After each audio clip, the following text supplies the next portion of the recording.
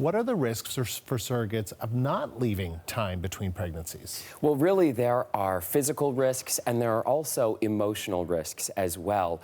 I want to share with you guys a story of 39-year-old Elizabeth Roberts. Now, she already had 2 kids of her own, and then in 2016, she decided that she wanted to be a surrogate. She wanted to help one of the millions of couples out there who needed to have a baby, wanted to have a baby, but couldn't. And so she decided to do this not once, but twice. And she says both of those experiences were absolutely incredible, and she remains close with both of those 2 families. But it's what happened after the second birth that is so troubling. She suffered complications, and as a result of that, she will have to have a hysterectomy later this year. Now, she only left roughly 6 months in between the birth of her first child and starting the process for the second.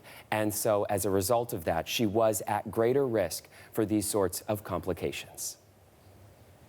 We do get wrapped up in the journey. We do get wrapped up in the feel-goods and the adrenaline rush of that you get from this journey. It's an incredible feedback experience. So why wouldn't you want to experience that again? You just might not be ready. So you hear her there talking about how she might just not have been ready. She wants to be really clear, Andrew. She doesn't blame anyone in all of this, but she says the system is leaving these women at risk by not having these proper medical standards in place. So what are doctors recommending? So a high-risk obstetrician here in Toronto recommends that we do introduce these sorts of wait time periods in between pregnancies for surrogates. And the reason is we have to look at the profile of a surrogate. They typically are older women because they've already had children of their own. They also are more likely to have had multiple births and potentially C-sections as well. The other unique thing about a surrogate is that they also are receiving genetic material that is foreign to their body. And all of these things increase the potential risk factors. And then there's the other element with a surrogacy pregnancy, and that's the fact that they're taking on all of these risks for someone else. I think it exposes the fact that there are power imbalances in these decisions, and I think that we need to raise awareness in the public that, number one, it is appreciated and it's a wonderful thing that people will step up to be surrogates in this country. We want to help to preserve the reputation of that by giving people good, sensible advice about inter-pregnancy interval. So we took these concerns to Health Canada as well, Andrew, and they said essentially they don't have the authority to make the kind of changes that he's calling for because healthcare and all of these medicine practices would fall to the provinces. So that would be up to provinces to make those decisions? That's right. Okay, thanks, Chris. That's the CBC's Chris Glover.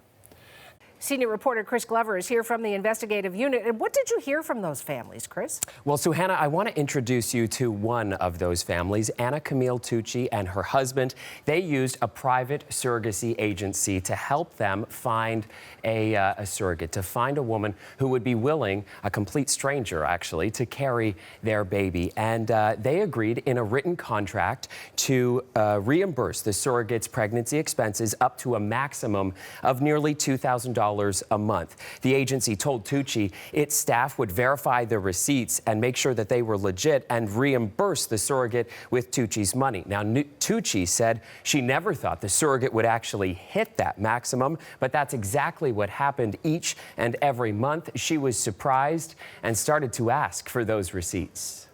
I felt very conflicted because here we were having this great experience. Everything was going pretty wonderfully with our surrogate. We had a great relationship with her.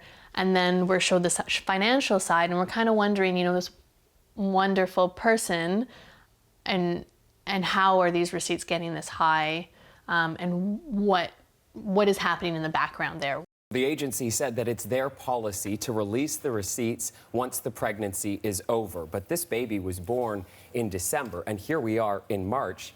Anna Camille Tucci still has not seen those receipts. Now, we have found 4 other families in similar situations as Tucci, and we also spoke directly to surrogates over the course of this investigation. And some of those surrogates said that their agency encouraged them to max out their receipts and submit as many receipts as possible in order to hit that limit. Sherry Leviton is a fertility lawyer, and she says even when an agency is involved with the money, it's still the parents' money. And therefore, if any of that money went to receipts that weren't pregnancy-related or expenses that weren't pregnancy-related, the parents could be criminally liable here. There are people that need to be protected here, and right now they don't have a voice, and right now they are vulnerable, and there is no way for them to protect themselves or even make good decisions. And so we do know that in June there will be new regulations coming for the surrogacy industry, but lawyers tell me that those regulations, while they will require a new declaration form to be signed, Suhana, they will not require the parents to actually see these receipts. There will be no mandatory factor there for the parents to see the receipts prior to their money being paid out to the surrogate. All right, great story. Thank you, Chris. Thanks, Suhana. Senior reporter Chris Glover with the CBC News Investigative Unit.